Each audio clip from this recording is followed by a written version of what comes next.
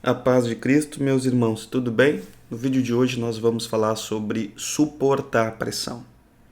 E não é qualquer pressão, uma pressão leve ou média, é suportar pressão extrema. E nós vamos ao texto de Saul, que está em 1 Samuel, capítulo 13. Nós vamos ver apenas o panorama geral, os tópicos, para a gente possa entender o nível de pressão que Saul suportou, na realidade não conseguiu suportar e foi reprovado. Isso é um exemplo para nós, para que a gente também aprenda a suportar a pressão e não ser reprovado por Deus. Nesse vídeo nós não vamos ler o capítulo completo, que é um pouco extenso, mas nós vamos ver os pontos principais. Você precisa entender que tamanho era o exército de Saul, que é o exército de Israel, e que tamanho era o exército adversário, o exército dos filisteus. Os filisteus, os adversários, tinham 3.000 carros de guerra e nestes carros de guerra, levavam consigo então 6.000 condutores ou cavaleiros.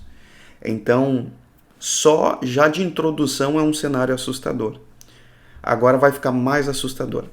A infantaria ou os soldados, depende da sua tradução, diz ali que não dava para contar, era como areia da praia. Imagina, que cenário assustador. Tu olhar uma quantidade de soldados incontáveis, isso é muito assustador.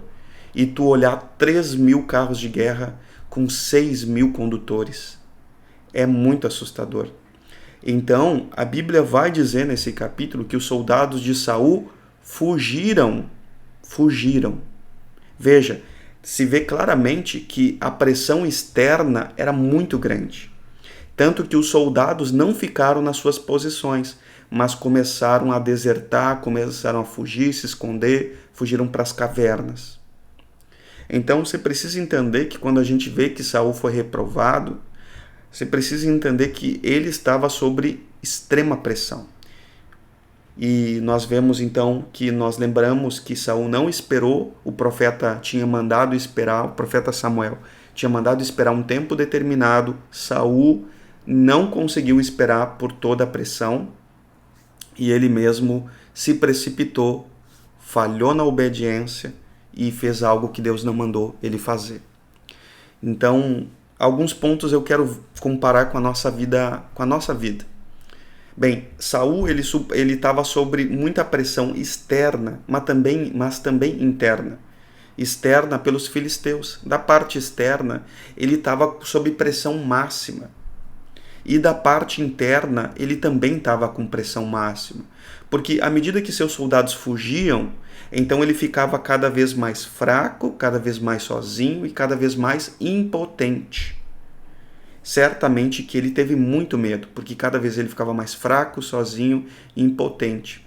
Então eu quero fazer essa comparação, você precisa entender que ele teve muita pressão externa e muita pressão interna, porque o próprio Israel também não estava bem naquele momento. Então Saul não esperou e improvisou, se precipitou, faltou em obediência e foi reprovado por Deus, foi reprovado pelo profeta. Então, o que eu aprendo? Eu aprendo que para a gente ser aprovado por Deus, a gente precisa aprender a suportar todo nível de pressão. A suportar a pressão máxima externa, pressão máxima interna, para que a gente não caia na mesma condenação de Saul, que foi desobediência e ser reprovado por Deus. A pressão externa representa tudo aquilo que é externo à tua vida, né? Tudo aquilo que tu não tem controle, tudo aquilo que vem de fora e tudo aquilo que nos intimida, nos causa medo, né? E que é muito mais forte que nós. E o lado interno também nós vemos que Saul experimentou a fraqueza, a impotência, a falta de ajuda, e aquilo ali contribuiu muito para que ele se desesperasse e cometesse um erro. Então nós não podemos nos desesperar, nós não podemos errar, nós precisamos não nos precipitar, guarde essa palavra, não se precipitar e conseguir suportar todo nível de pressão que for necessário para que a gente possa viver de uma maneira aprovada por Cristo. Amém? Amém por essa palavra. Se esse vídeo te edificou, se te ajudou, lembre-se também de compartilhar. Até o próximo vídeo. Graça e paz.